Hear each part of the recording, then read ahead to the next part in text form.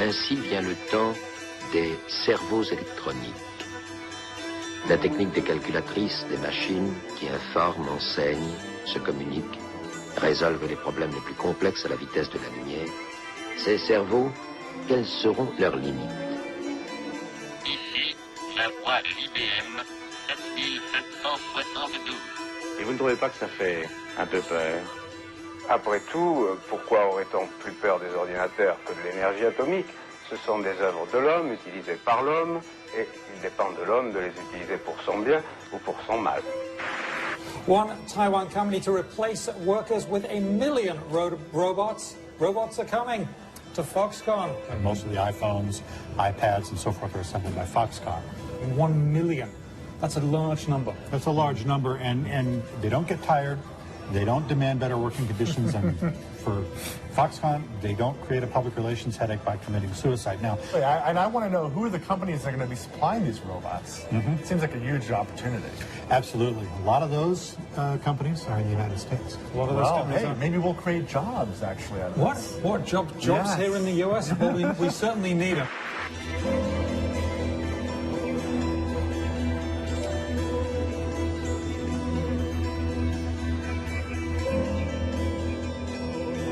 Virtuel et numérique, un nouveau monde s'est mis en marche il y a moins de 15 ans, presque une éternité.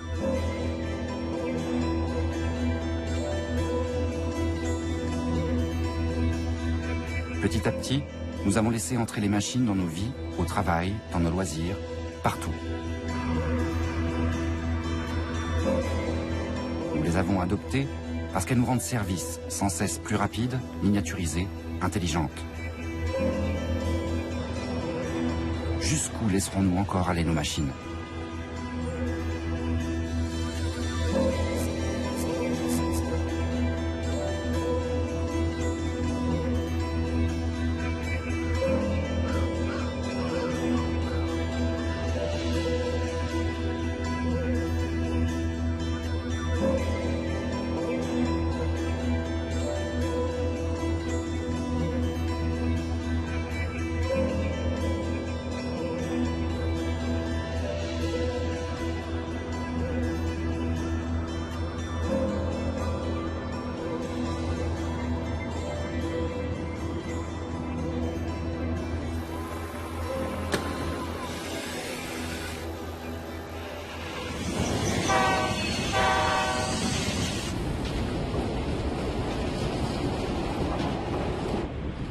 Sans même nous en rendre compte, nous vivons désormais dans un monde peuplé d'écrans auquel nous faisons face la plupart du temps. Et nous ne réalisons pas ce que ces machines numériques changent en nous profondément. Quels besoins viennent-elles satisfaire au point de devenir chaque jour un peu plus indispensables à nos vies ?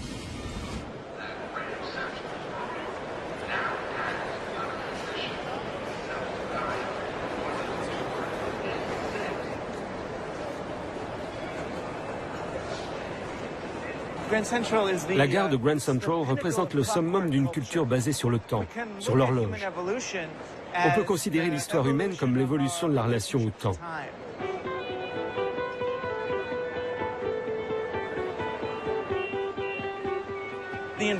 L'invention de l'horloge à la Renaissance a permis l'émergence de l'âge industriel et d'une culture basée sur les horaires et la productivité. Et ce lieu incarne ça parfaitement. Mais maintenant, nous sommes en train de passer de cette culture du temps à celle de l'ordinateur. Or, la logique informatique est en dehors du temps. On est donc passé de la logique des horaires à celle des programmes. Nous utilisons les outils technologiques sans savoir à quoi ils servent. La logique des programmes dans notre vie, nos courriers électroniques, notre BlackBerry, notre iPhone, vont devenir de plus en plus addictifs pour que nous ayons de plus en plus envie de les utiliser. Quand on regarde ces emails, ils ne sont pas tous intéressants. Il n'y en a qu'un sur 10 ou seulement un sur 30 qu'il sera. Celui qui délivre une récompense, la dose de sérotonine, un mot sympa d'une copine ou de l'argent qu'on n'attendait pas, un petit moment de bonheur. Et ces mails arrivent à intervalles parfaits pour qu'on devienne accro. Donc on vérifie tout le temps. On garde l'objet en mode vibreur à portée de main, rapidement accessible. dans un monde où on est en fait tous déconnectés les uns des autres, physiquement et émotionnellement.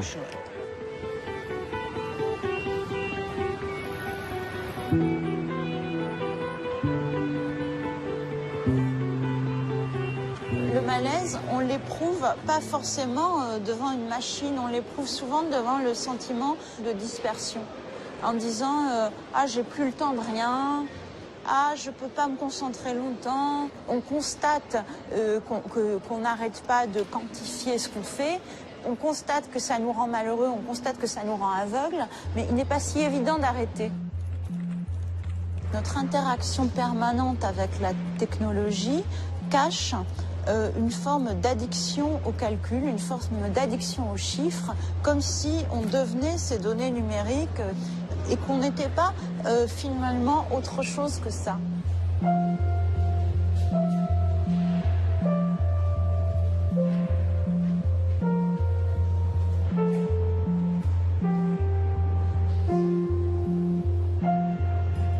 Un sixième continent, virtuel et numérique, existe donc désormais parallèlement à notre monde physique.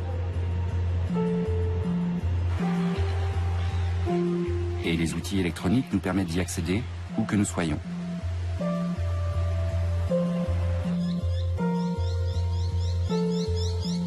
Mais cette interaction de plus en plus permanente et compulsive avec nos machines sera-t-elle sans aucune conséquence sur la réalité de nos vies?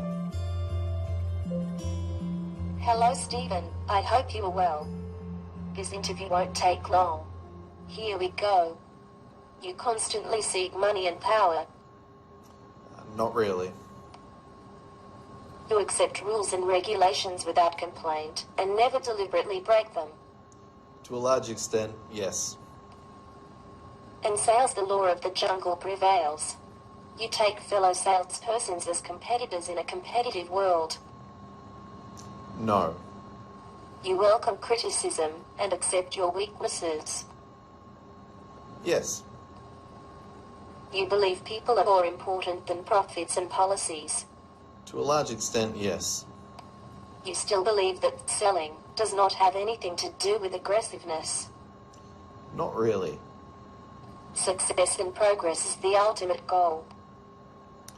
Don't know. You believe there is room for everybody. Yes. Here is the last question. You welcome criticism from your boss and do not hesitate to give your point of view. Yes. Thanks for your time.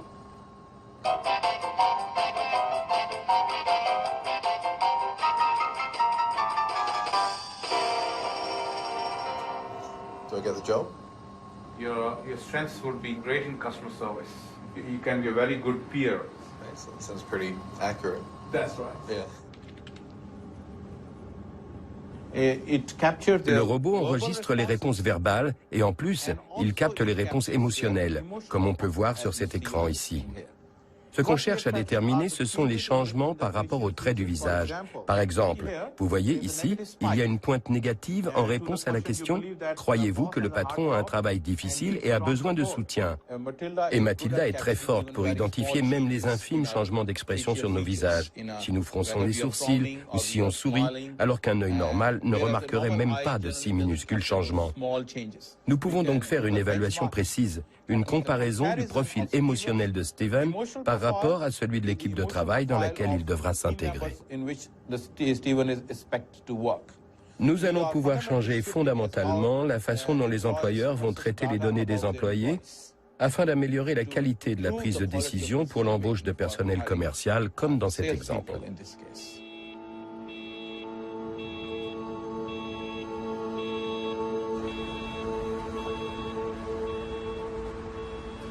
Nous sommes en train de vivre une mutation prodigieuse, comme il s'en produit sans doute tous les 1000 ans ou tous les 2000 ans. Nous voyons tous que le monde dans lequel nous sommes nés, dans lequel nous avons été élevés, dans lequel nous sommes devenus citoyens, dans lequel nous avons commencé à travailler, que ce vieux monde est en train de disparaître avec ses repères, avec ses certitudes, avec ses valeurs. Et nous entrons dans un nouveau monde qui, pour une bonne part, n'a pas encore été pensé. Donc nous faisons l'expérience de l'impensé. Je veux dire par là que depuis une vingtaine d'années, les progrès technologiques ont été plus vite que la pensée.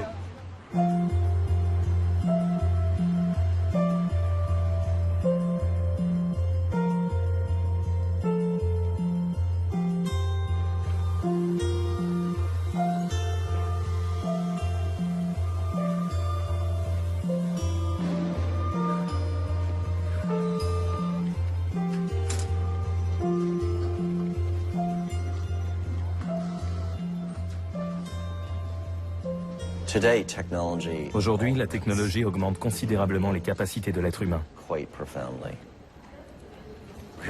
Ici, nous créons des systèmes robotiques portatifs pour améliorer les êtres humains sur le plan physique.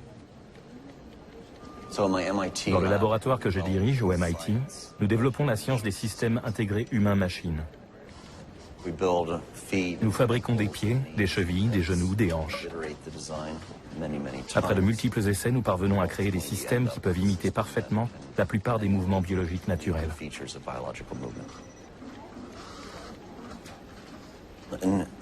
En 1982, j'ai eu un tragique accident de montagne et mes 2 jambes ont été amputées juste en dessous du genou à cause des dommages causés au tissu par le gel.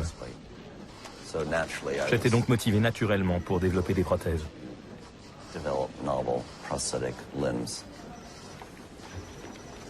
Ce que vous voyez ici est une prothèse bionique.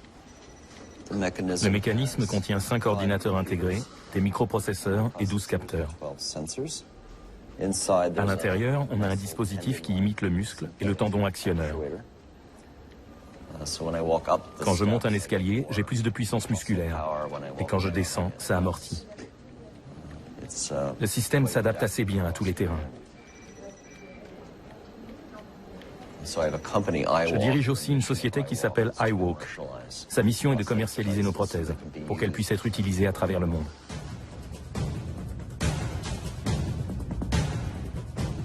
I lost my leg in Baghdad, Iraq. I was a staff sergeant. I'm Justin, and I walk.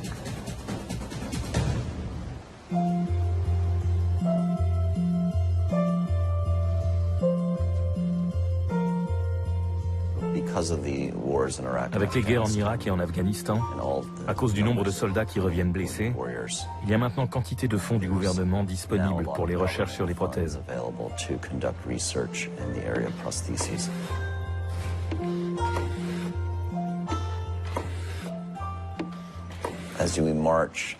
Au cours de la prochaine décennie, on va voir apparaître des interfaces extrêmes avec le corps humain.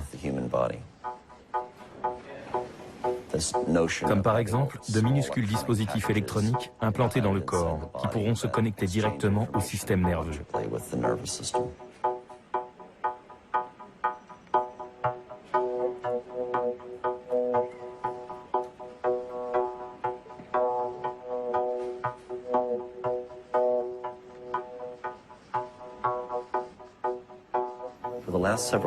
Ces dernières années, de nouvelles disciplines se sont développées et contribuent à l'évolution des prothèses.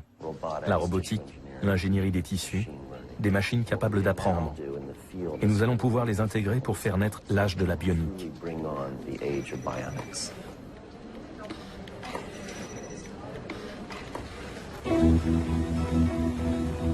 Pour nous soigner, nous réparer, nous avons depuis longtemps déjà laissé les machines s'immiscer dans nos corps, et jusqu'à fusionner aujourd'hui avec nos organes et nos sens.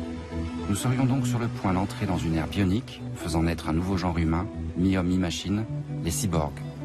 Mais pour quel changement ?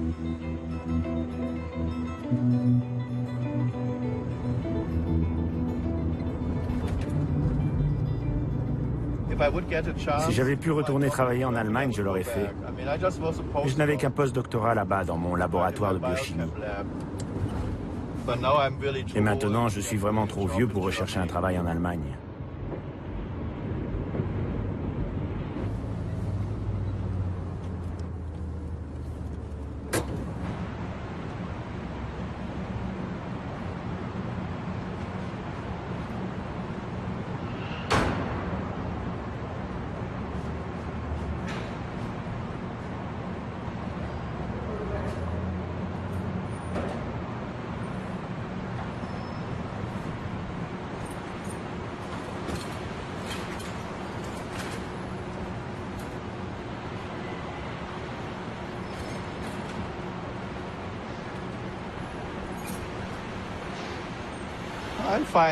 Moi, ça va.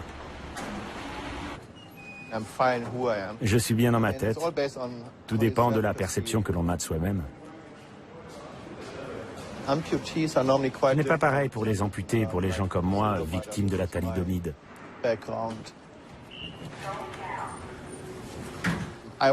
J'ai toujours été comme ça. Alors je n'ai pas eu l'obsession de vouloir avoir des jambes. En fait, j'ai porté des prothèses quand je faisais mon doctorat, parce que je ne pouvais pas utiliser une chaise roulante dans le laboratoire. Ce n'est qu'un outil.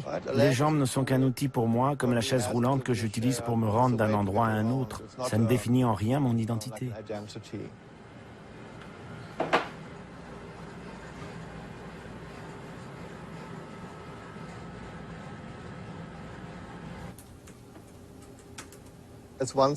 C'est une chose d'avoir des jambes artificielles pour marcher. L'enjeu change complètement s'il s'agit de les perfectionner suffisamment pour retourner sur le champ de bataille. Là, on entre dans autre chose et progressivement, on voit des soldats qui veulent non seulement être réparés pour se réintégrer dans la société, mais qui désirent de plus en plus retrouver les capacités d'exercer leur métier. À partir de ce moment-là, on risque de voir de plus en plus d'améliorations de l'humain fondées sur ce genre d'exigences. En 2009, j'ai contribué à un rapport du Parlement européen sur l'augmentation des capacités humaines, dans lequel on mentionne beaucoup d'applications destinées aux soldats. Les militaires sont bien sûr prioritaires pour recevoir toutes sortes de gadgets afin d'augmenter leurs capacités au combat.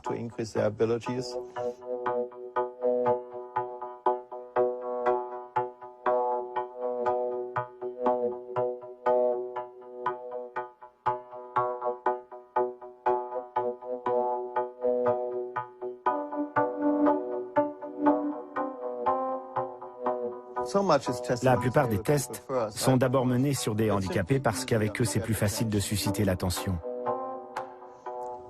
Mais dès que ce genre de technologie devient disponible, elle est utilisée pour autre chose. Pas mal de gens, par exemple les golfeurs professionnels, se font opérer des yeux au laser pour avoir la vision plus que parfaite. Je pense que dès qu'on pourra s'augmenter sans chirurgie, on devrait voir émerger un marché de masse pour toutes sortes de gadgets.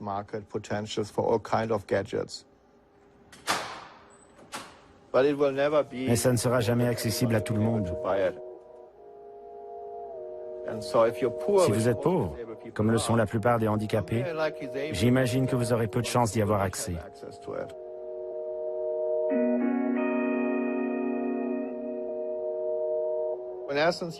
En résumé, nos corps sont le dernier bastion du consumérisme. Ils sont donc destinés à être sans cesse améliorés. Qu'est-ce qu'on fait si tout d'un coup les handicapés deviennent plus performants que nous? Est-ce qu'on doit à nouveau les surpasser? Nous entrons donc dans une course sans fin avec des gens qui améliorent leur corps dès qu'il y a une nouveauté technologique disponible. Le processus a commencé depuis longtemps, le processus d'amélioration de l'humain, puisque au fond, il y a sans doute autour de nous des gens qui ont par exemple un pacemaker et qui, grâce à un pacemaker, ont la chance d'être encore en vie et de pouvoir vivre. Ce sont déjà des hommes appareillés technologiquement, donc qui sont déjà d'une certaine façon des cyborgs. Sauf que maintenant, les progrès de la technologie permettent d'aller beaucoup plus loin dans l'appareillage des humains, puisqu'on peut améliorer aussi leur capacité cérébrale, le fonctionnement de leur cerveau, le fonctionnement de leur mémoire, etc. Et là, on entre tout d'un coup dans un appareillage du corps humain vertigineux. On a déjà réussi des prouesses qui font rêver. On a par exemple greffé des microprocesseurs à un patient qui est tétraplégique aux États-Unis. Ça lui permet de commander par la pensée son ordinateur.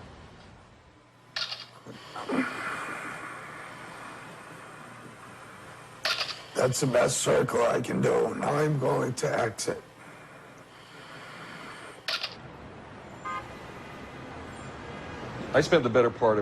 J'ai passé presque un an au DARPA. C'est la branche de recherche et développement de l'armée américaine. Le DARPA a déjà changé votre vie. Il a créé l'Internet, par exemple. Son travail est de s'assurer que l'armée américaine ne soit jamais dépassée par un changement technologique imprévisible. Et en même temps, de toujours pouvoir surprendre l'ennemi. Cette agence s'intéresse de plus en plus à ce qui se passe en biologie et à l'amélioration de l'humain. Déjà en Afghanistan et au Pakistan, le grand jeu sur le terrain, c'est l'utilisation des drones Predator. Ces engins sont manipulés par des personnes qui sont en réalité assises quelque part à Las Vegas, à l'autre bout du monde. Si vous pouvez suivre une course-poursuite en Afghanistan sans quitter votre siège à Las Vegas, ça signifie que vous avez la vision télescopique. Have you ever moved an object just by thinking about it? I have. By Christmas, many more Americans will know what it feels like to levitate an object without even touching it. Two new toys are making real the dream of the ages, mind over matter. The harder you concentrate, the faster the fan rotates, and the higher the ball rises. Lose your concentration, and the ball drops to the bottom. Level 1. I suspect, like my editors, many people will be completely weirded out by this mind over matter technology, and I don't blame them. Yikes! This fall, it will go on sale for a little more than $100. 200 years from now, we'll look back and say, this is where it all began. I'm Joel Garrow with the Washington Post. Mais la raison principale pour laquelle le DARPA s'intéressait à tout cela est qu'ils ont constaté qu'un avion de chasse F-35 est extrêmement difficile à piloter par commande manuelle. Alors ils ont imaginé que ce serait plus facile si on pouvait contrôler cet avion avec son cerveau. Juste penser pour aller là où on veut. On dirait de la science-fiction.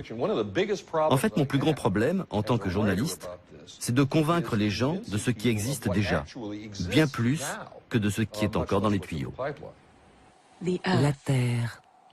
Jetons un œil sur notre planète à une nouvelle échelle, le milliardième de mètre, un nanomètre. D'un coup, elle semble avoir énormément grandi. Une révolution tout aussi radicale s'est produite grâce aux nanosciences et aux nanotechnologies. Finalement, nanotechnologie, qu'est-ce que ça veut dire? Ça veut dire on fait petit. Donc, c'est un domaine tellement vaste. Ça veut dire ça. Nanotechnologie, on fait de la technologie au niveau très petit. Ça peut être de la chimie, ça peut être de la physique, ça peut être de la biologie, ça peut être des matériaux, ça peut être du médical, ça peut être un tas de choses. Donc, après tout, c'est un concept tellement vaste qui fait de tort à personne de le pousser. Et donc, allons-y. La distance de la Lune à la Terre, de l'ordre d'1 milliard de mètres, un voyage d'une journée.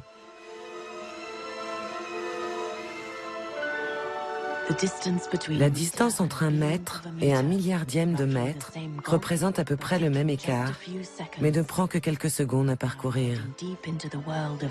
Nous sommes en train de pénétrer dans le monde de la nanotechnologie, jusqu'aux profondeurs de l'échelle d'un atome. Pour comprendre la nanorévolution scientifique d'aujourd'hui, il faut d'abord se plonger dans un océan d'atomes. De nouveaux paysages, de nouvelles sensations, ce monde caché nous entoure à chaque instant et de tous côtés. Chaque boule blanche est un nuage d'électrons qui cache un noyau atomique. Vous êtes sur le point de découvrir comment les scientifiques ont franchi cette frontière au pays de l'atome, en ouvrant un champ nouveau et infini de recherche, avec de nouvelles applications pratiques. Soon researchers will bring us devices that can translate foreign languages as fast as you can talk. Materials 10 times stronger than steel at a fraction of the weight. And this is unbelievable to me. Molecular computers the size of a teardrop with the power of today's fastest supercomputers. To accelerate the march of discovery across all these disciplines in science and technology, I ask you to support my recommendation of an unprecedented $3 billion in the 21st Century Research Fund. The largest increase in civilian research in a generation. We owe it to our future.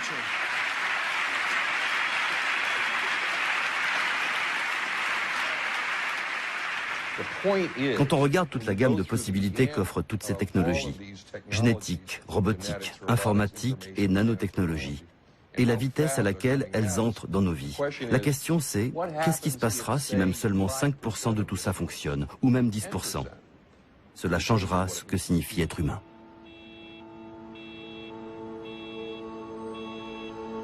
We're here today to announce the first synthetic cell. A cell made by starting with the digital code in the computer, building the chromosome from 4 bottles of chemicals, assembling that chromosome in yeast, transplanting it into a recipient bacterial cell and transforming that cell into a new bacterial species. This is the first self-replicating species that we've had on the planet whose parent is a computer. Perhaps it's a giant philosophical change in how we view life. We actually believe this is going to be a very powerful set of tools.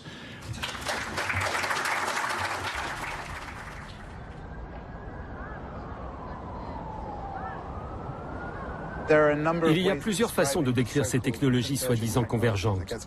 On les appelle par exemple nano-bio-infocogno ou génétique, robotique, intelligence artificielle, nanotechnologie. Je préfère le sigle BANG, bits, atomes, neurones, gènes. Ça donne une meilleure idée de l'intention qu'il y a derrière toutes ces nouvelles technologies, qui est d'essayer de manipuler un élément de base. Par exemple, en biotechnologie, c'est le gène, avec l'idée qu'on peut décomposer tout ce qui est vivant en éléments simples et numériques.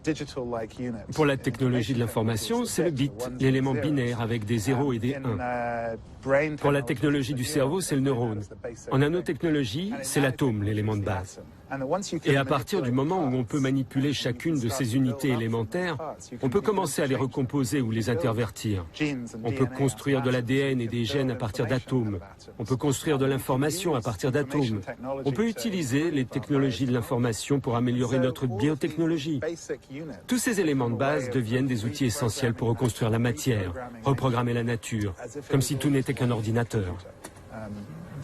C'est ce que sous-tend cette idée de convergence.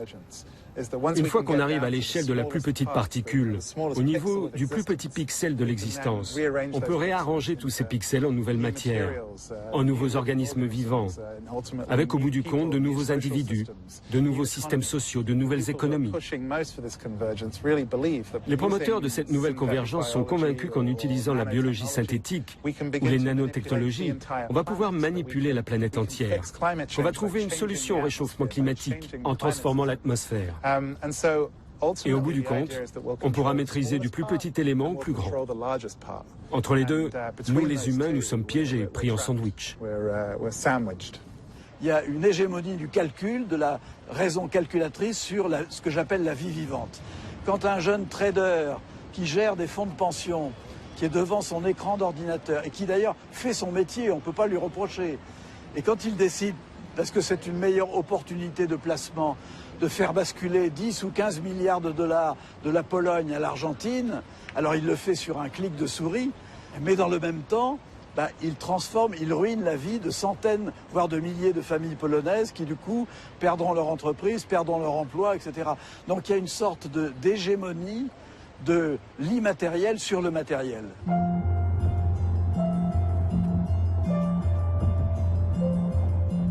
On passe donc d'une économie à une autre, comme à Pittsburgh, ancien fleuron de la sidérurgie américaine.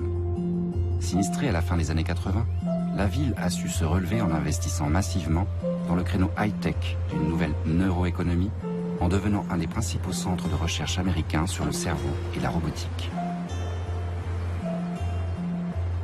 Please excuse me.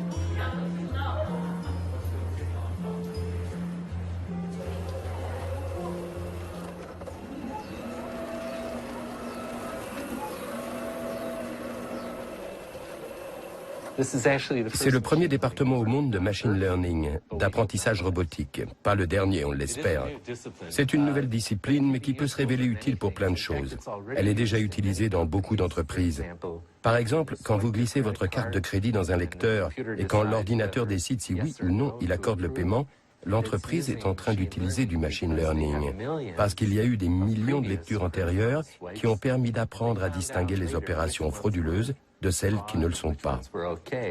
Ils les utilisent comme données de base pour juger la demande et vous répondre favorablement ou pas. C'est aussi utilisé pour la reconnaissance vocale et dans toutes sortes d'autres domaines.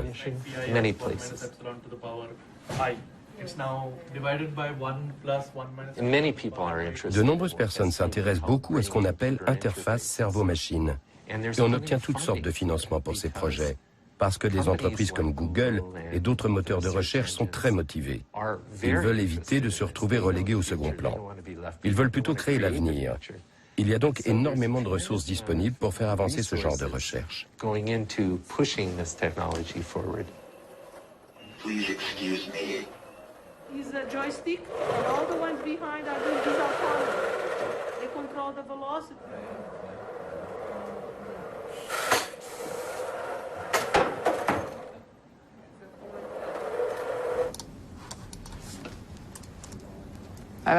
Je travaille avec Tom depuis 8 mois.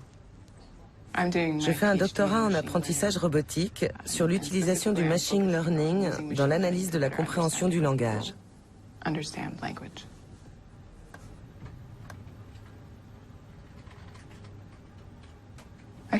fait, je travaille pour Google. Les ordinateurs sont très bons pour traiter les données. Google a beaucoup de données et ils ont besoin de gens qui sont spécialement formés pour extraire des modèles à partir d'une énorme quantité d'informations. Mon domaine de recherche est le cerveau, mais nos algorithmes sont applicables à toutes sortes de données. Google veut savoir quels sont les courriers électroniques qui vous intéressent le plus pour qu'ils puissent vous aider à les voir en premier. Ça, c'est du machine learning. Après, il y a le côté délirant. Ça serait vraiment génial de pouvoir commander mon téléphone portable avec la pensée. C'est un peu bête de devoir encore taper sur un clavier alors qu'il suffirait de penser. Pour le moment, j'en rigole, mais qui sait? Je ne connais pas très bien Intel, mais dans les idées auxquelles ils songent pour le long terme, il y a l'interface cerveau-ordinateur. Je me demande si mes enfants auront envie de se faire implanter. Je leur répondrai non, tu auras un implant téléphone portable quand tu seras grand. In 2010, social media continued the move to mobile. 347% growth in Twitter mobile usage, 200 million mobile Facebook users, 100 million YouTube videos played on mobile devices every day. But let's talk about the monies. Jobs created by mobile industry, 2.4 million. Money invested by wireless providers in 1 year, 20.4 billion. More data, more apps, more competition, more mobile.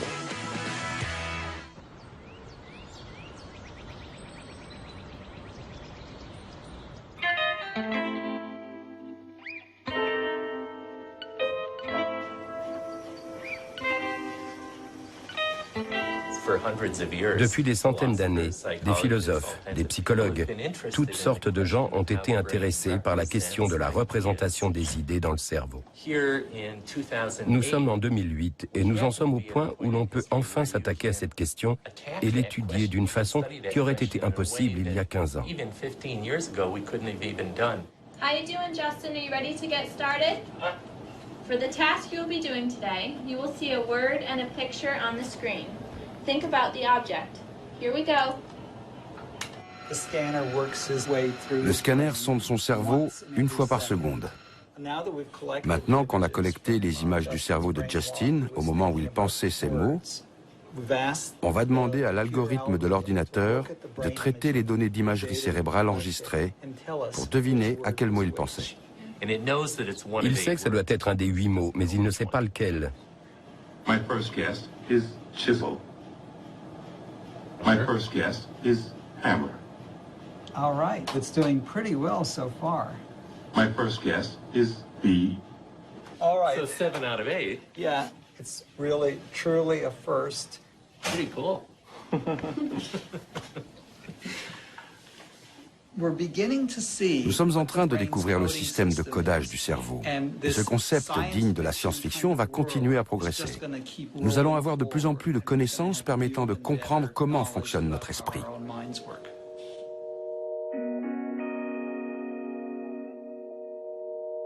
Les premières machines IRM sont apparues dans les années 80. Maintenant, il y en a des dizaines de milliers partout dans le monde. Et quelques-unes d'entre elles, quelques centaines, peut-être 1000, sont utilisés aujourd'hui pour étudier le processus de la pensée. Beaucoup de secteurs et d'institutions de notre société vont certainement, peut-être très bientôt, pouvoir bénéficier de ces nouvelles connaissances que nous développons au sujet du fonctionnement cérébral.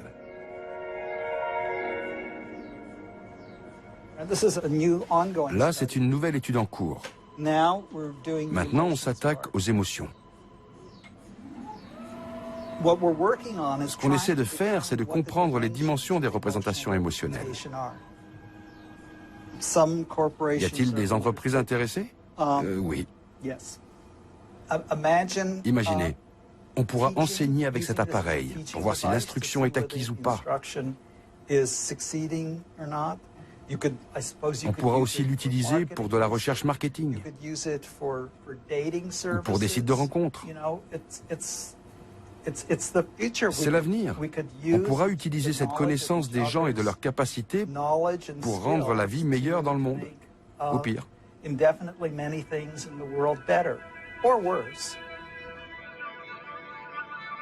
Notre cerveau, on voit bien comment aujourd'hui, il est approché comme un ordinateur. On a un magnifique ordinateur, c'est pas la peine de le chercher à l'extérieur, il est déjà dedans. Et donc, cette espèce de rapprochement entre l'ordinateur de la technologie et l'ordinateur naturel que nous aurions en nous-mêmes, ça produit aussi une espèce de réification, c'est-à-dire de chosification de l'individu. On le voit bien, par exemple, aujourd'hui, la manière dont les gens se présentent sur des sites de rencontres est tout à fait identique à la manière dont ils se présentent pour un entretien d'embauche. Donc il y a une recomposition de notre manière de concevoir la vie et le vivant.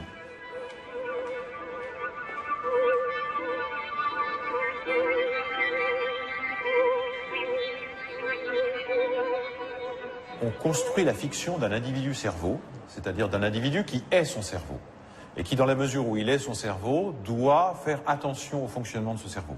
Donc doit faire tout ce qu'il peut pour éviter les dérèglements de ce fonctionnement. Ne doit pas hésiter justement à recourir à des artifices pour améliorer le fonctionnement du cerveau. Parce que bien évidemment, ce qui est en jeu, c'est les avantages compétitifs. Ce qui veut dire que les rapports entre les individus sont remodelés de manière à faire prévaloir la norme de la concurrence entre les individus conçus chacun comme étant une entreprise de soi.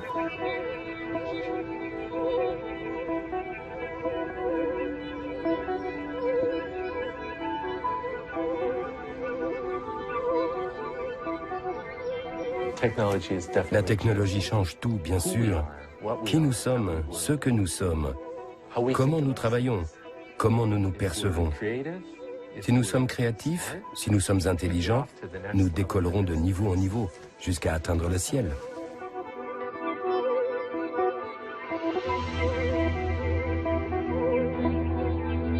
Il y a une pensée classique qui est celle de la perfectibilité, qui date du XVIIIe, qui est l'idée selon laquelle l'homme justement peut s'améliorer ou se perfectionner, notamment par l'éducation. Et cette idée-là, aujourd'hui, se trouve reléguée au second plan. Elle est même parfois purement et simplement abandonnée et critiquée explicitement. Et ce qui tend à l'emporter, c'est une autre idée. C'est la perspective d'une amélioration indéfinie qui permettrait, par des techniques, de changer, y compris l'humaine condition ou la nature humaine. C'est pour promouvoir l'idée d'un homme plus que parfait, augmenté par la technique, que le transhumanisme est né en Europe du Nord et aux États-Unis il y a une trentaine d'années. Les adeptes de ce nouveau mouvement philosophique et scientifique entendent utiliser tous les moyens de la technologie pour améliorer l'espèce humaine et augmenter ses capacités de perception, de cognition, de réflexion, de performance.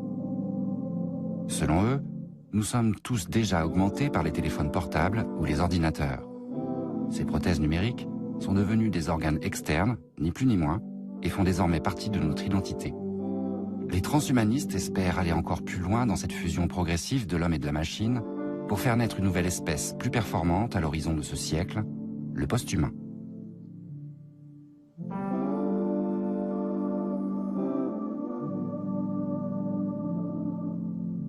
On est capable d'améliorer la vue d'aveugles au point où il voit mieux que vous et moi, par exemple.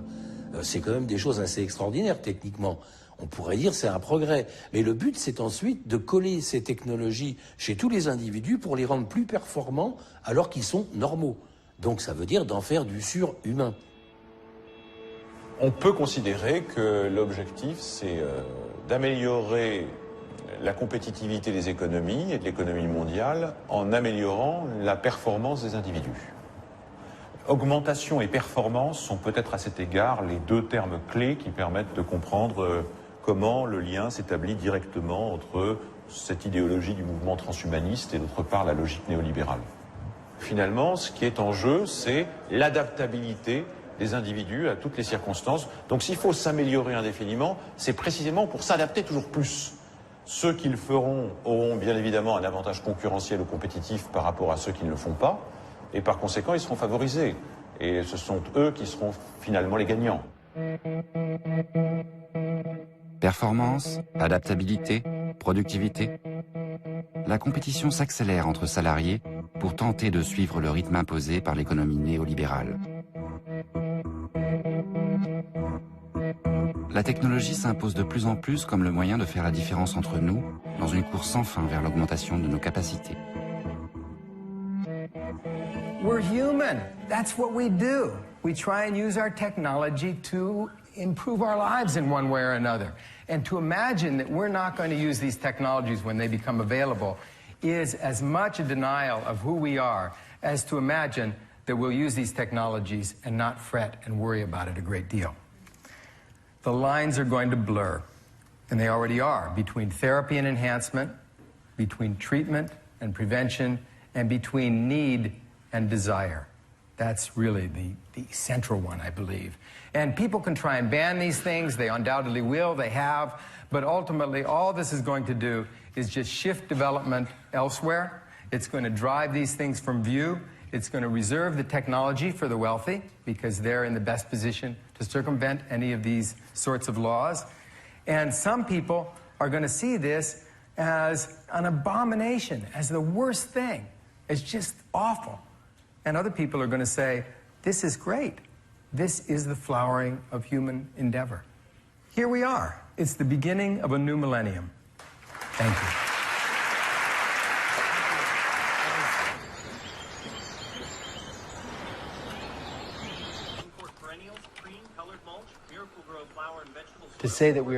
Dire que nous allons évoluer au-delà de l'humain est quelque chose d'assez évident. Je pense que nous entrons dans une période de transition. Je dirais que c'est une naissance. Quelque chose est en train de naître, difficile à dire ce que c'est exactement. On tâtonne pour lui trouver un nom. Et puis une naissance, c'est un moment un peu chaotique. Il s'agit de nos vies, de notre avenir, de celui de nos enfants. Nos vœux seront-ils exaucés ou non? Allons-nous continuer à survivre ou pas? C'est pour cela qu'on débat avec autant de passion. On améliore la locomotion de quelqu'un, qu'on lui change le cœur. Il n'y a aucun problème, je suis favorable à la science. Je suis un enfant des Lumières, je suis très attaché à la science. La science est émancipatrice, c'est le scientisme qui est asservissant. Le rendre meilleur, ça n'a rien à voir. Voilà. C'est là où il y a un problème majeur. La rupture, elle est là.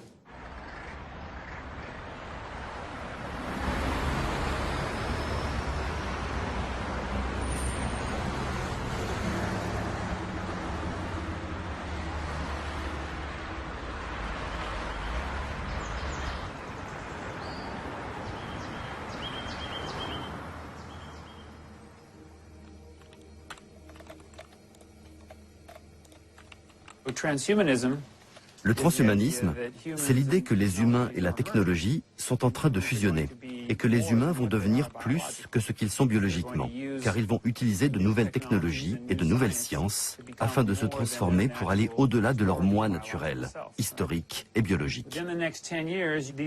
Dans la décennie à venir, ces téléphones portables qu'on utilise vont disparaître à l'intérieur de nos vêtements. Nous les porterons au dos de nos mains, avec des afficheurs en cristaux liquides organiques, si minces qu'ils ne pèseront pas plus que ma montre.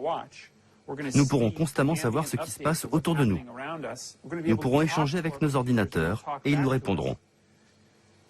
Vous pourriez me dire, moi je ne me poserai jamais un implant, une puce, à l'intérieur de mon corps, parce que je ne me sentirai plus moi-même. parce que je veux rester naturel. Eh bien, laissez-moi vous convaincre.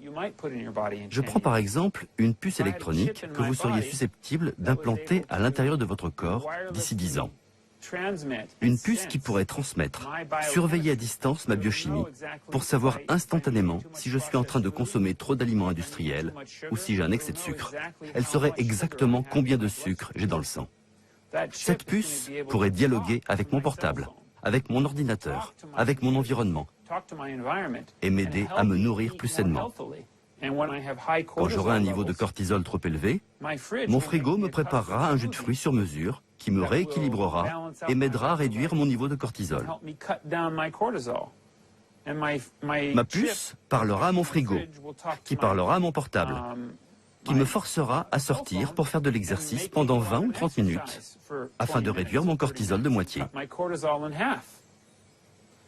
Et si j'arrive à prouver qu'en implantant une telle puce chez une souris ou un rat, ils vivent 50% de temps en plus, je pense qu'un grand nombre de gens se laisseront convaincre de l'essayer.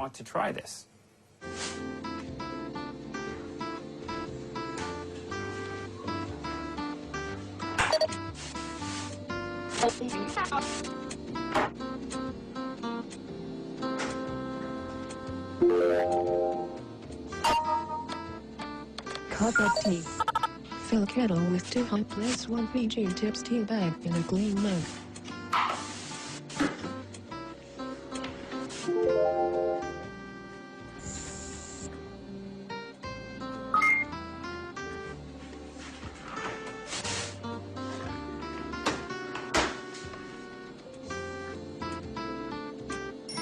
Carefully pour boiling water into the mug.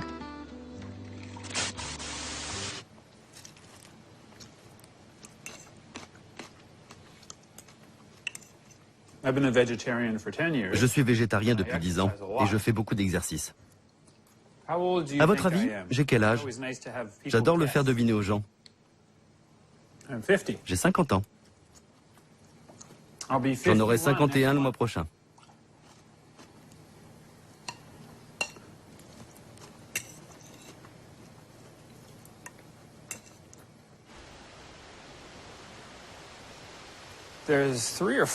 Il y a 3 ou 4 grands scénarios possibles. Le premier, c'est l'échec, ou la catastrophe qui va arriver. Un autre, ce serait qu'on transcende, qu'on aille au-delà de nos limites actuelles et qu'on devienne autre chose. Et puis le troisième, c'est l'idée qu'on patauge. 3 pas en avant, 2 pas en arrière, 3 pas en avant, 2 pas en arrière. La plupart du temps, ça ne ressemble pas au progrès. C'est la danse de l'évolution. Exactement ce que nous faisons. Mais nos machines, elles, sont en train de se transcender. Nos machines sont en train de se réveiller. Elles ne sont pas encore suffisamment intelligentes pour sentir des émotions. Nous, leurs concepteurs, ne savons pas encore construire des machines qui peuvent ressentir. Mais nous allons y arriver. Parce qu'on commence à comprendre les mécanismes qui créent les émotions dans le cerveau humain. Quand on les introduira à l'intérieur des machines, non seulement elles pourront penser, mais elles pourront aussi ressentir. Et quand elles se réveilleront, on ne les considérera pas comme différentes de nous. On les verra comme des extensions intimes de nous-mêmes. Et nous deviendrons elles. Cela me paraît être le scénario le plus probable d'un monde au-delà de l'humanité. Ce sera toujours de la vie. Tous les éléments de l'humanité seront encore présents, mais ce sera post-biologique.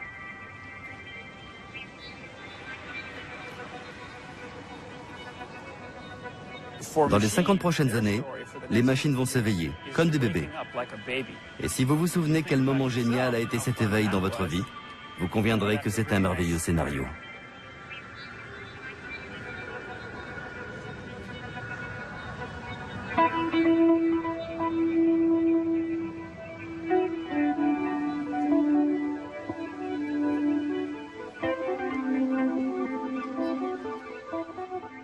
Ça n'est pas des doux dingues qui rêvent de ça. C'est par exemple le fameux rapport commandé par le président Clinton sur la convergence des nanotechnologies, des biotechnologies, de l'informatique et des sciences cognitives.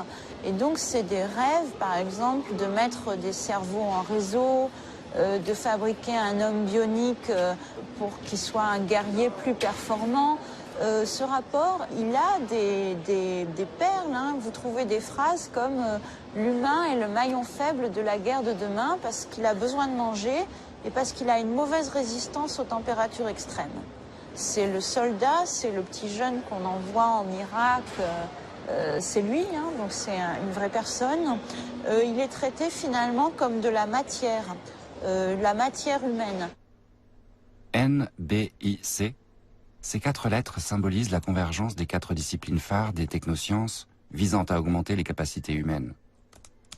Our first speaker is Dr. William Bainbridge. Le rapport publié aux États-Unis en 2003 par la National Science Foundation, l'équivalent américain de notre CNRS, a été rédigé par 2 co-auteurs, dont l'un n'a jamais cherché à cacher ses affinités avec la mouvance transhumaniste. William Bainbridge. Current Western society is not viable in the long run as it currently exists. We face an abyss, the same one that Nietzsche looked into over a century ago. On the other side, I believe and I hope, will be a viable kind of transhuman life. But in between is great peril. I argue that transhumanism is really not a choice, but a necessity. I see NBIC technologies as very close to the World Transhumanist Association. What role are we going to play in the world? To what extent can we work within existing social and cultural structures versus creating our own? It's not just a single individual. You are the heroes of the future. You and the millions more like you who will join this wider movement over the coming decades. Je suis transhumaniste. Je le suis parce que j'adhère au projet d'amélioration de l'être humain. Je crois que les idées transhumanistes sont en train de se répandre au cœur de la société et qu'elles vont avoir des conséquences politiques imprévisibles sur notre culture. Mon point de vue est que c'est un phénomène très large dont on ne perçoit que la partie émergée, comme un iceberg, et qu'il y aura un changement culturel majeur. Nous avons connu quelques succès à la marge, comme avec William Bainbridge, qui a joué un rôle central en réussissant à faire naître le programme national de nanotechnologie et à faire financer le projet de convergence. Tous les gens qui faisaient partie de ce projet avaient chacun des objectifs légitimes. Ce n'était pas juste une façon de promouvoir le transhumanisme en tant que tel. Autrement dit, l'armée était impliquée parce qu'elle s'intéresse au projet d'amélioration du super-soldat. Les entreprises étaient impliquées parce qu'elles cherchent à en tirer de nouveaux produits et donc à financer la recherche. Et les scientifiques étaient impliqués parce qu'ils veulent des financements. C'était donc un intérêt tout à fait légitime. Par contre, que le projet se soit aussi clairement focalisé sur les aspirations transhumanistes, d'amélioration de l'humain, et que quelques penseurs transhumanistes aient réussi à donner ce ton au projet, ça a été la vraie surprise.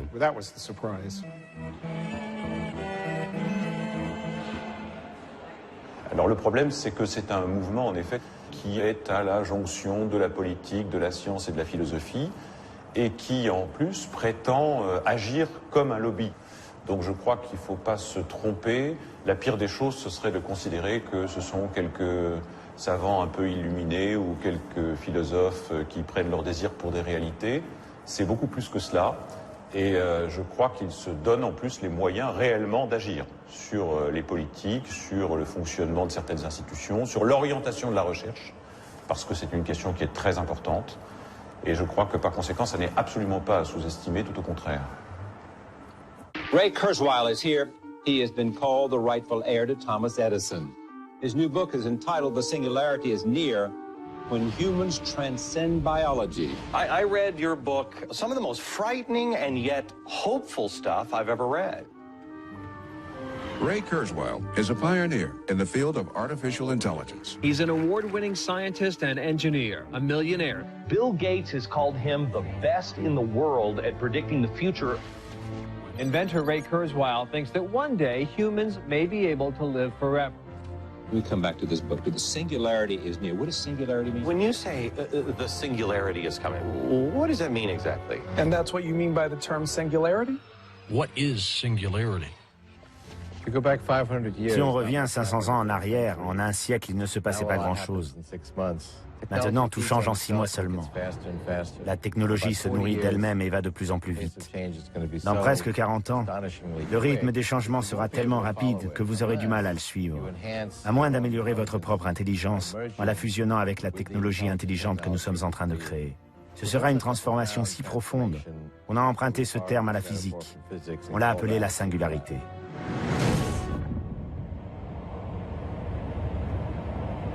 Turn right, then turn left. C'est en Californie, au sud de San Francisco et en plein cœur de la Silicon Valley, que Ray Kurzweil a décidé de fonder l'Université de la Singularité il y a 4 ans.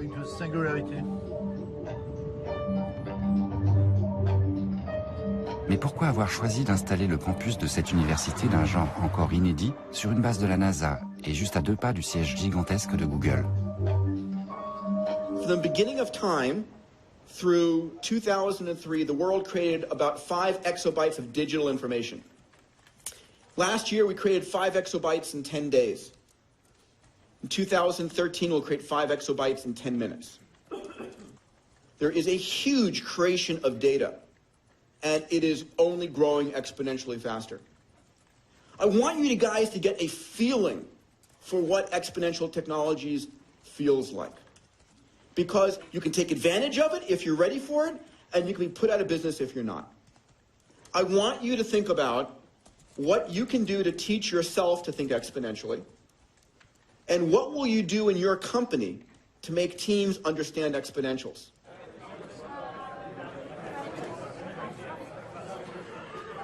Mon but avec l'Université de la Singularité est de trouver les élèves les plus intelligents au monde, les meilleurs cadres dirigeants, d'accroître leurs possibilités par la technologie, en se concentrant sur la façon de l'utiliser pour résoudre les grands problèmes du monde.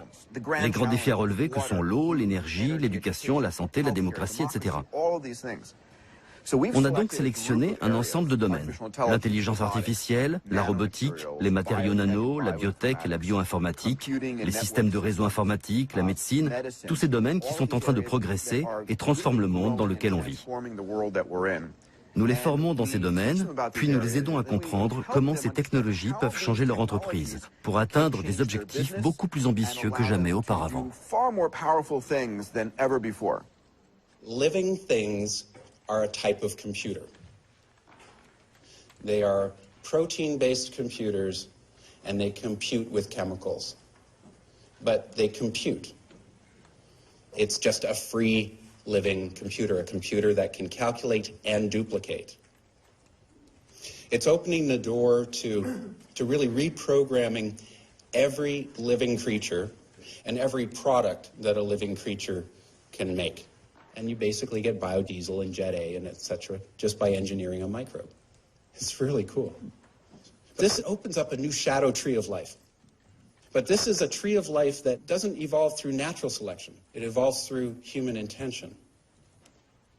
What's really going to push synthetic biology forward? It's you guys. There's no end to it. None. It just gets more computing. Well, there'll be more and more biotechnology. Thank you. Au hasard, j'ai vu un article dans le New York Times qui parlait de ce programme. En l'espace de quelques jours, parmi les meilleurs chercheurs du monde dans certains domaines de développement technologique, présente à des gens qui ne travaillent pas dans la technologie ce qui se passe, ce qui est en train de se passer dans différents domaines qui vont probablement changer nos vies. Je vais investir davantage et passer plus de mon énergie, dédier plus de mon énergie professionnelle à ces secteurs qui sont prometteurs.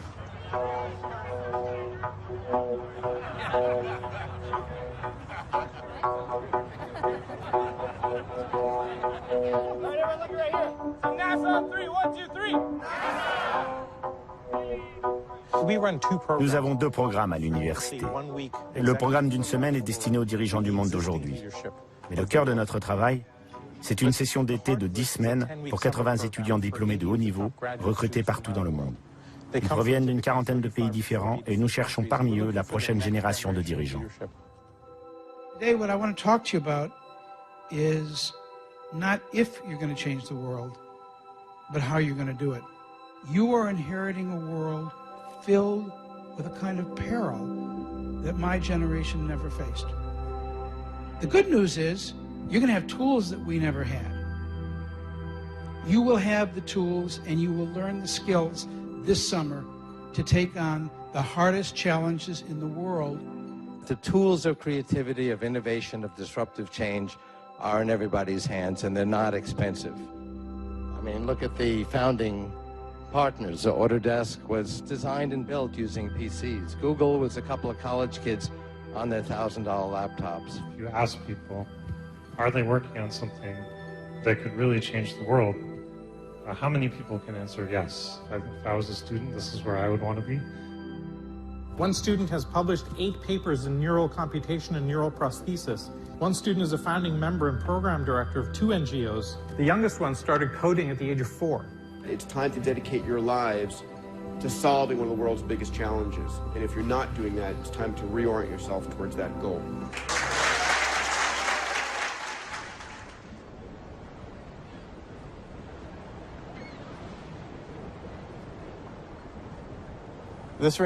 Cette bague vient du MIT. C'est la graduate, comme on l'appelle. Je l'ai reçue à la fin de mon master. Celle-ci vient de l'Université de la Singularité. Là, vous pouvez lire Nano Info Bio. Ça, c'est l'année que j'ai passée à l'Université de la Singularité. C'est écrit en binaire.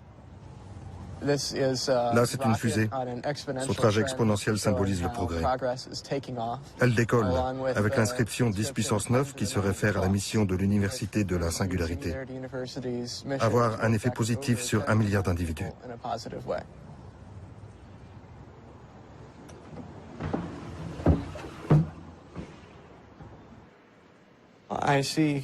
Pour moi, l'humanité est en train d'évoluer vers une civilisation homme-machine. Nous aurons bientôt fusionné avec notre technologie pour améliorer les conditions humaines.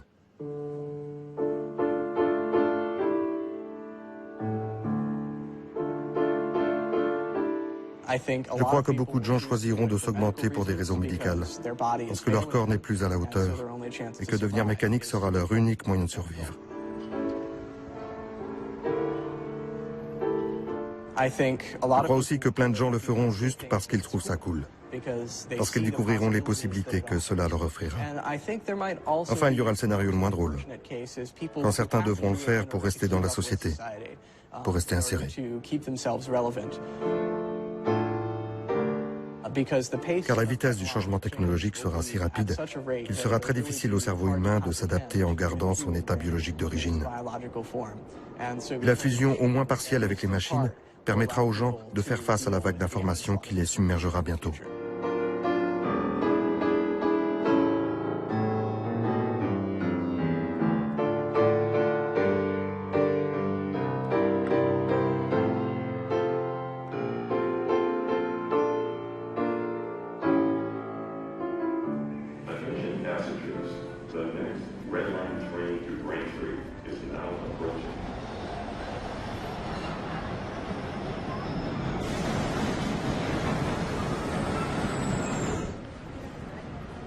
L'humain serait donc insuffisant avec son corps faillible aux capacités limitées. Et pourquoi pas bientôt obsolète, malgré une course effrénée pour tenter de suivre le rythme du progrès technologique.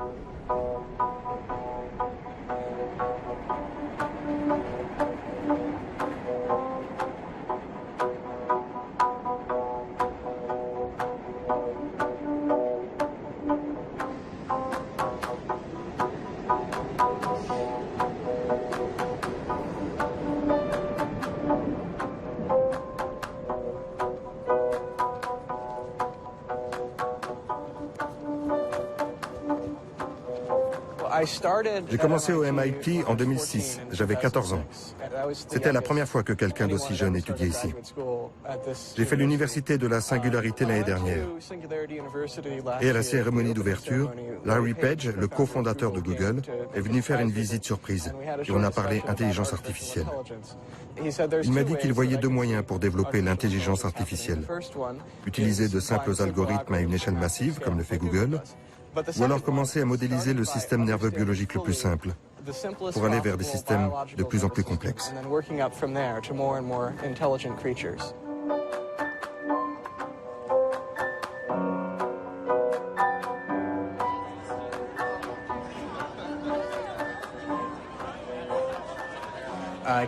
Je m'en suis inspiré avec un projet de simulation du cerveau d'un ver de terre.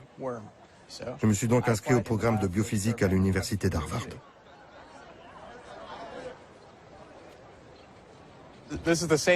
C'est ici sur ce campus que Mark Zuckerberg a créé Facebook.com il y a 7 ans, le succès le plus récent de la Silicon Valley.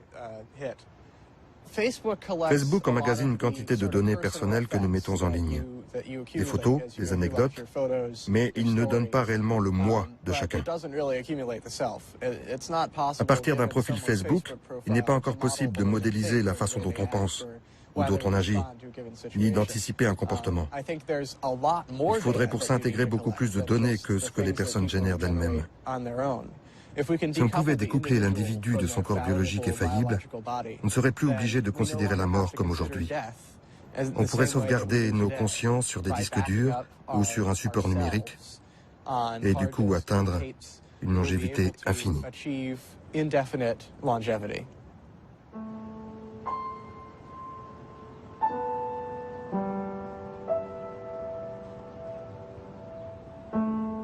Pour le moment, je commence avec le plus simple des organismes. Le ver de terre Caenorhabditis elegans. Je crois qu'il me faudra 3 ans pour définir la procédure permettant de copier intégralement sur un ordinateur le schéma mental de ce ver. Cela ne semble pas si long. Ensuite, on pourra s'inspirer de cette méthode pour modéliser le cerveau du poisson zèbre, de la mouche, de la souris, du chat et du chien, du singe et finalement celui de l'humain. Quand on en sera là, non seulement nous aurons un modèle pour construire une intelligence artificielle basée sur le cerveau des humains, mais en plus, nous pourrons capter toutes les expériences et les souvenirs d'un individu et les copier sur un support numérique.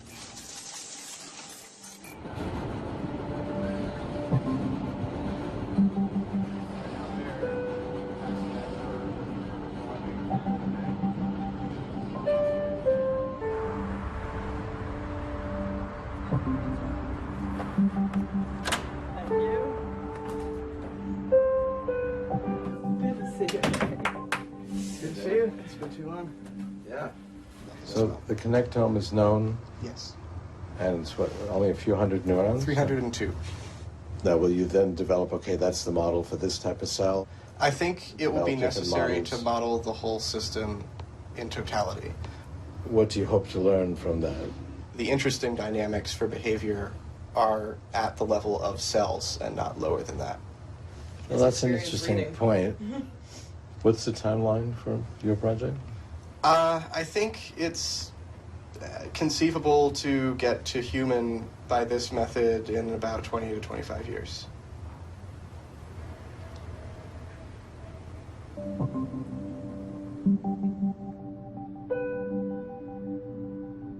Death is a tragedy. La mort est une tragédie. Nous n'avons pas encore les connaissances nécessaires pour vivre indéfiniment. Mais en fait, on en sait déjà suffisamment pour parvenir à une étape où l'on en saura encore plus, puis pour basculer vers celle où nous pourrons sauvegarder notre moi. Ce ne sera jamais une garantie d'immortalité, mais on parviendra à un point de basculement où, grâce au progrès scientifique, nous arriverons à gagner toujours un peu plus sur le temps. On y arrivera non pas en un seul grand bond en cochant la case « je veux être amélioré par la technologie » ou pas. Ça ne se passera pas comme ça. Cela arrivera après des centaines, des milliers de petits pas. Chaque pas correspondra à une demande du marché, à une acceptation du marché. Et les gens les accepteront. Cela ne sera pas un choix radical. Est-ce que je veux être amélioré ou pas? Il y aura des millions de choix. Il y a déjà 1 million d'applications possibles pour des appareils comme celui-ci. Il y aura de même 1 million de choix pour nous à l'avenir. Et très peu de gens choisiront de ne pas y aller. Dépasser l'humanité signifie nous intégrer à l'intérieur du réseau.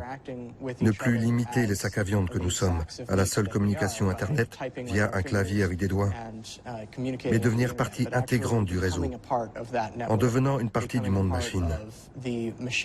C'est ça le transhumanisme.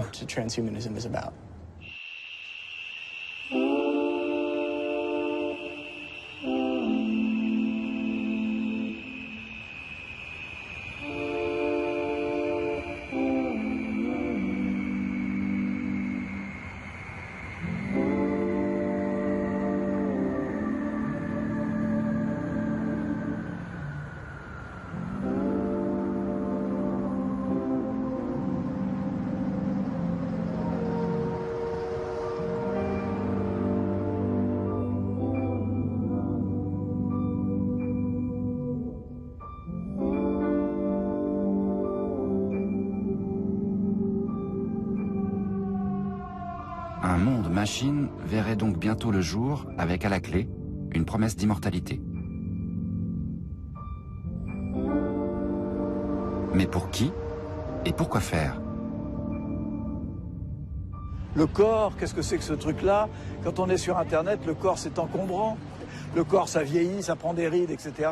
Donc il y a ce rêve de l'immatériel de, au fond, nous débarrasser du corps. De même que les économistes des marchés financiers se débarrassent de l'économie réelle au profit de la spéculation irréelle, virtuelle des marchés financiers.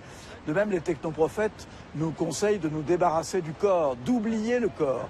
Je pense que lorsqu'on se concentre sur l'immortalité ou sur l'utilisation de dispositifs techniques afin de remplacer ce que nous possédons déjà, on perd l'essence même de ce qui nous définit comme humains.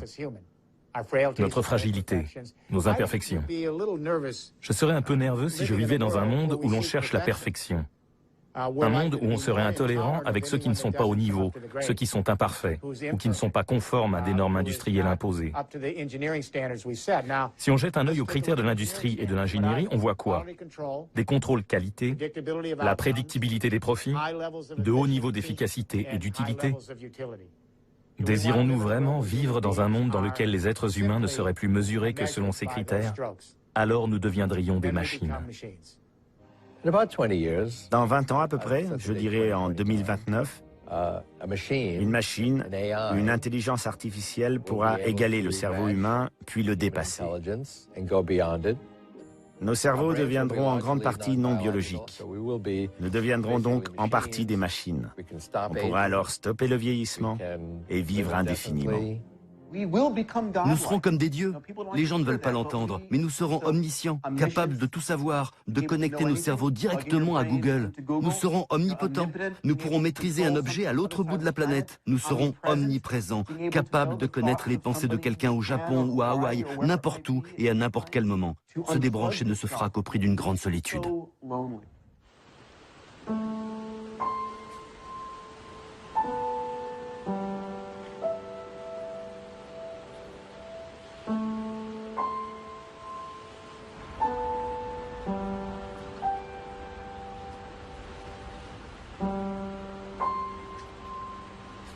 La science et les techniques nous conduisent au dépassement de nos propres limites et donc au dépassement en effet de la souffrance, de la maladie, de la dépression, de tout ce qui est considéré comme étant négatif. Il y a là une dimension religieuse de substitution qu'on ne peut absolument pas ignorer, même si c'est présenté comme étant tout sauf une religion, puisque précisément c'est présenté comme étant le résultat ou le prolongement naturel des avancées de la science ou de la technique.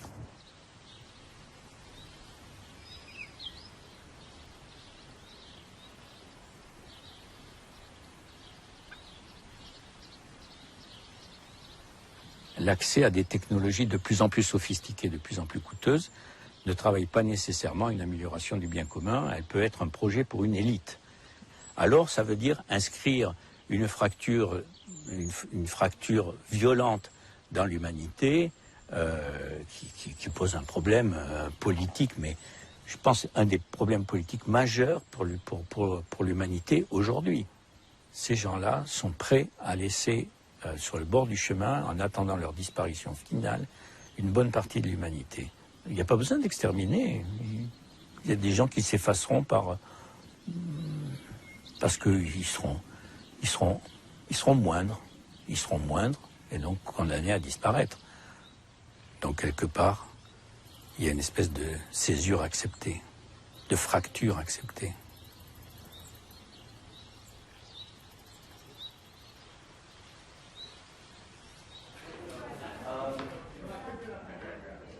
Ce sera dur pour les gouvernements de suivre toutes les nouvelles technologies qui deviendront disponibles et révolutionneront la médecine ou l'informatique. Dur d'en anticiper les effets ou de les réglementer. Ce sera trop tard. On ne peut pas réglementer. La régulation de ces technologies, une fois qu'elles deviendront disponibles, sera impossible. Va-t-on arrêter la recherche sur les cellules souches aux États-Unis? Ce serait pathétique. Les meilleurs chercheurs fileront en Corée du Sud, ou en Chine, ou en Italie, ou ailleurs pour travailler. Nous n'avons plus de frontières, et l'idée de réglementer à l'intérieur de frontières nationales est une mentalité dépassée. C'est le siècle dernier.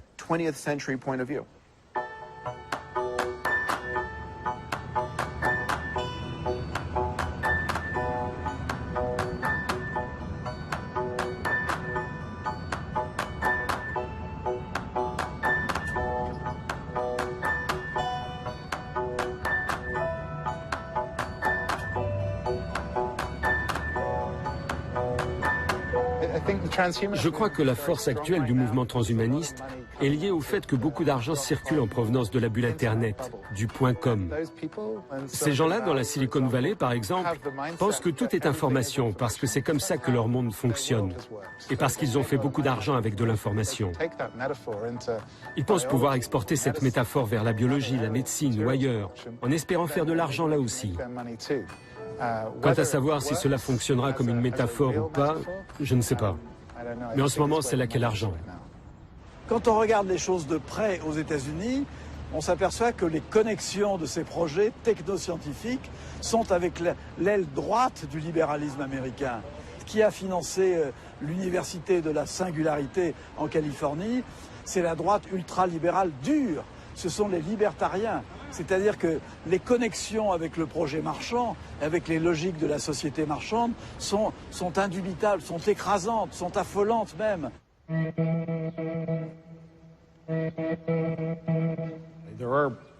Il y a des transhumanistes partout dans le monde. Mais si on fait un gros plan sur la Silicon Valley et la Californie, là, les transhumanistes sont presque tous des anarcho-capitalistes, des libertariens au sens politique du terme. Et ils ont eu une influence disproportionnée sur la pensée globale transhumaniste, dès le début.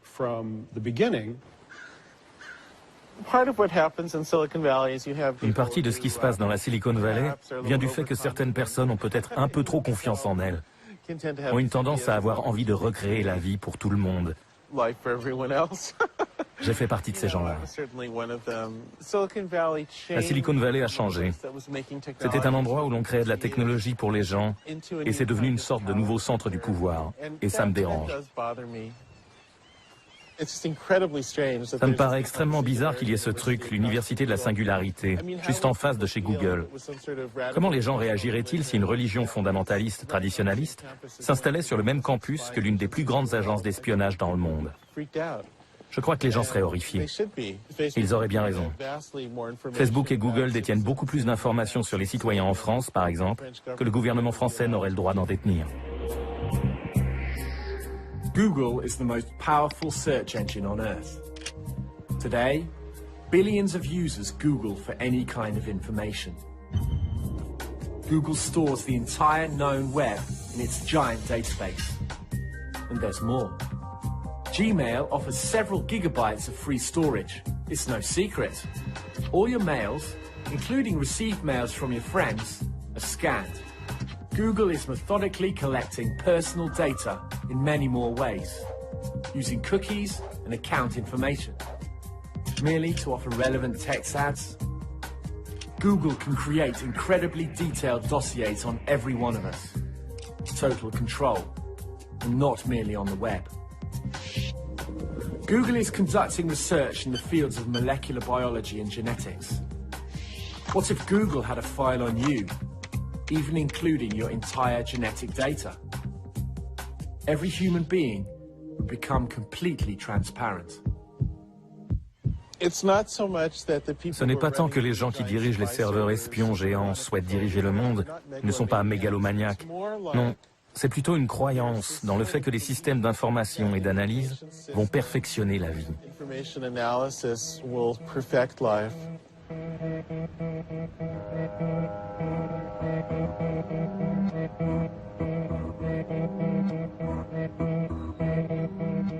Si on met le transhumanisme de côté, améliorer les êtres humains signifie surtout la création d'un nouveau marché. C'est une façon de faire tourner l'économie. Les gouvernements valorisent de plus en plus la production et l'innovation technologique, plus que tout le reste. Et bien des pays s'enferment dans cette logique de fuite en avant.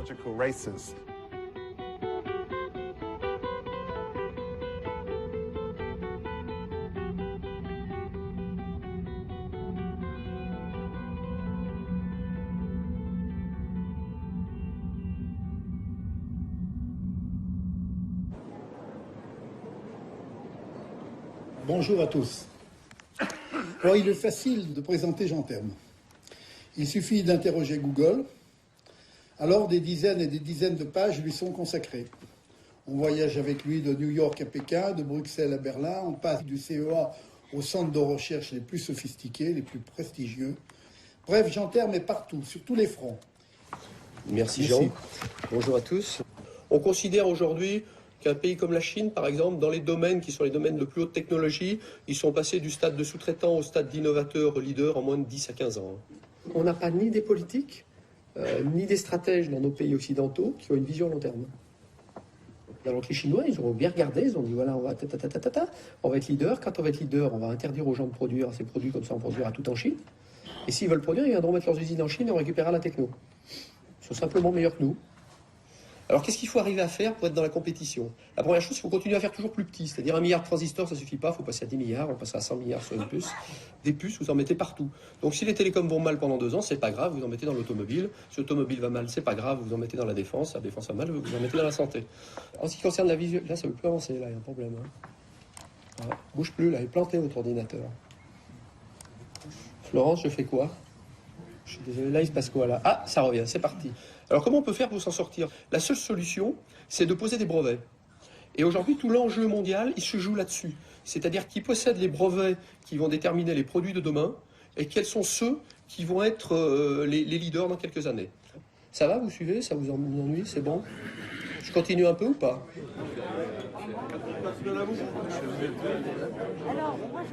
C'est quand même extraordinaire de penser que cette explication qu'on va être en retard par rapport aux États-Unis, au Japon ou à d'autres, suffit pour donner de l'intelligence au projet. On va être en retard, mais si c'est en retard pour rentrer dans le mur, alors on est en avance sur eux. On est dans une période où l'urgence serait non pas d'aller plus loin, mais d'essayer de survivre tel qu'on est. Alors il y a des gens, effectivement, les scientistes, qui disent, mais justement, comme la période nous met en difficulté, la seule façon de s'en sortir, c'est plus de technosciences. Bon, ça, je trouve que c'est un discours absolument scandaleux. Je pense aux Japonais qui, là, sont en train de se prendre des radiations largement. Tout ça pour avoir 20% d'énergie en plus. C'est complètement fou. C'est pas sérieux. La marche du progrès technoscientifique s'accélère donc sous la pression de la compétition économique internationale.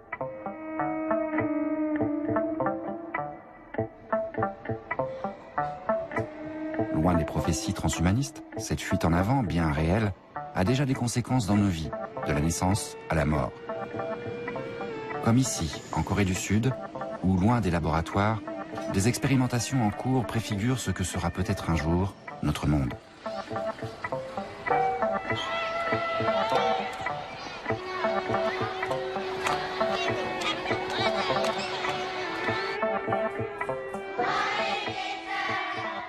Do you remember how to check your attendance to RoboSam? 안녕, 최윤정. Okay, 지민. Hello, teacher RoboSam. 안녕, 한주민. Hello, teacher RoboSam. 안녕, 김중원. Listen carefully. Listen and repeat. Eraser. Eraser. Eraser. Eraser. Okay, listen and repeat. May I help you? Everyone? May I help you? Okay. You did a good job. Can you understand it? Yeah. Okay. Excellent. Je pense que l'utilisation du robot SEM sera une révolution dans le domaine de l'éducation. Pour nous, les humains, ça demandera peut-être encore plus d'efforts pour le concurrencer.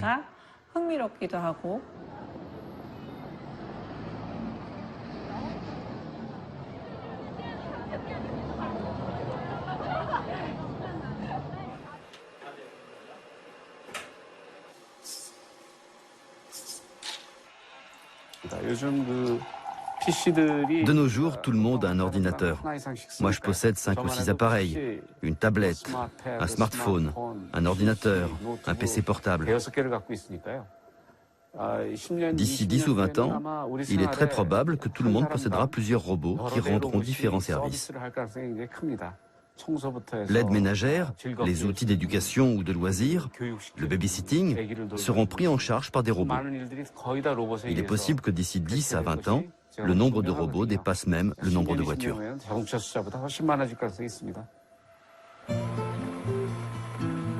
Les robots s'humanisent et quittent désormais l'univers des usines dans lequel ils étaient jusqu'ici cantonnés. Progressivement, ils entrent dans nos vies. Moins coûteuses que les hommes, les machines, infatigables et dociles, vont pouvoir contribuer à la hausse de productivité dans les services, se substituant aux humains qui, eux, se robotisent de plus en plus au travail. Quel monde naîtra bientôt au paroxysme d'une compétition économique sans merci et donc de plus en plus dénuée d'humanité.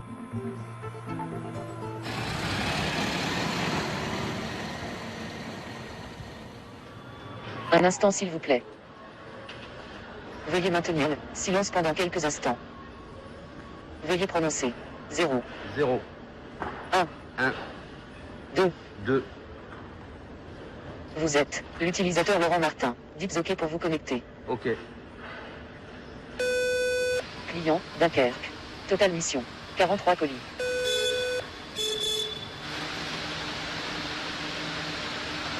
5, 3, 4. 20 cartons. 3 OK. 3 restent 17. 2 OK. 2 restent 6. Quantité, total 20, validé 20, bouteille. 2, 1, 3. 2 cartons. 2 OK. 77. 1 OK. 152. 6, 3, 4. 1 carton. 1 OK. Préparation terminée. Impression des étiquettes. On n'est plus tout seul. On a quelqu'un qui nous parle. Une puce implantée dans le cerveau, je crois que ce serait aller un peu trop loin. Je suis à peu près convaincu que la technologie libère l'homme, jusqu'à un certain point. Là, je suis libre, je peux arrêter de faire une mission, sortir, aller prendre un café, revenir, recommencer à travailler, il n'y a aucun problème. Je ne suis pas tenu par la machine. C'est l'inverse, c'est moi qui tiens la machine. J'espère pour longtemps. Je suis optimiste.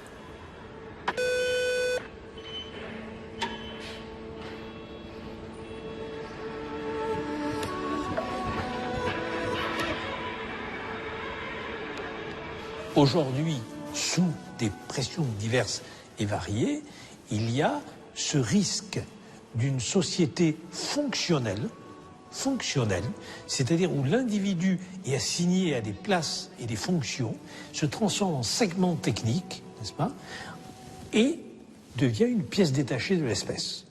Je m'explique, ça veut dire que, en gros, alors qu'on insiste de plus en plus sur notre consentement, alors qu'on insiste de plus en plus sur notre autonomie et notre indépendance, en même temps se mettent en place des dispositifs qui fait que la marge de liberté d'un individu est de plus en plus réduite. Je pense que la science a un rôle à jouer dans la manière de gouverner notre société. Je ne suis qu'un modeste scientifique qui fait de l'imagerie cérébrale, mais au fur et à mesure que le savoir s'accumule dans notre laboratoire et dans beaucoup d'autres, On va devoir décider à un niveau beaucoup plus large, au niveau de la société, comment on va utiliser cette connaissance, comment on va changer la façon dont on communique, dont on éduque les enfants, comment on va traiter les personnes âgées. Pour moi, c'est l'un des plus grands défis actuels, et on commence juste à s'en rendre compte. Je crois qu'il faudrait créer une sorte de ministère du cerveau pour s'occuper de toutes ces questions.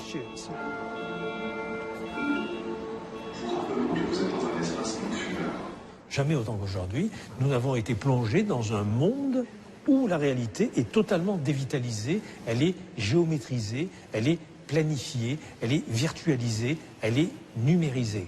C'est-à-dire qu'il n'y a pas que les sciences qui vont être technicisées, il y a aussi la manière de vivre, la manière d'exister. Idéologiquement, le danger, c'est de nous prédisposer politiquement à penser que nous sommes des animaux comme les autres, pour aller vite. Donc ça nous permettra d'être traités comme des bêtes.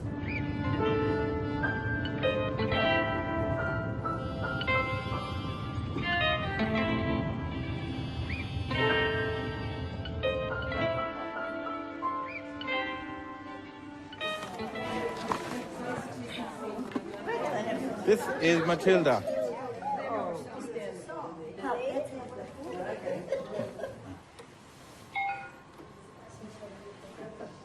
G'day, I'm happy to be here, playing games with you. Number 33, all the threes. Repeating, number 33. Next. Number 85, 85. Repeating, number 85. Next. Number 73, 73. Number 21, 21. Repeating, number 21. We use bingo as Nous utilisons le bingo comme premier point de contact avec les résidents âgés parce que c'est une activité de groupe. Quelques-uns apprennent à jouer avec l'interface de commande. Bingo.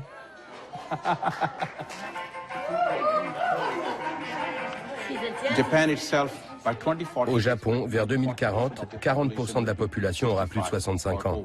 C'est un problème très sérieux. Il y aura de moins en moins de jeunes pour s'occuper des personnes âgées. L'Australie se trouve devant un problème similaire. How are you? Very well, thank you. How many meals do you eat on an average day? 3 meals a day. Do you eat many sweets? No. Try to eat fat-free sweets with less sugar instead of fatty and high-calorie sweets. Eat more fruits. Do you think you will be able to implement some of the changes I am suggesting? Yes. Good. I am sure that it will help you stay healthy. So it can read the news, it can help in doing internet shopping.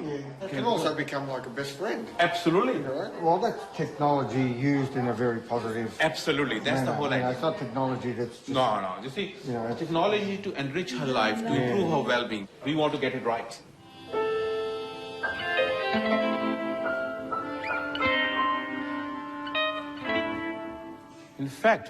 En fait, nous sommes en train de créer un réseau de robots, un réseau de Matilda, qui seront installés dans les maisons de retraite, chez les médecins de famille, dans les centres communautaires, à domicile chez les proches, afin de combler le manque de présence humaine, le manque d'éléments humains dans la vie de ces personnes âgées.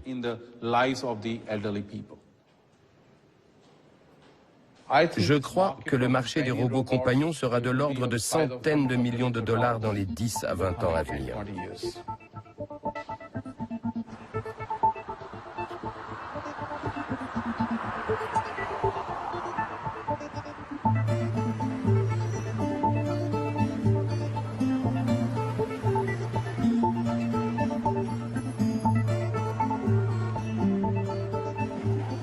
Voulons-nous vraiment d'un tel monde ? Un monde sans humains ?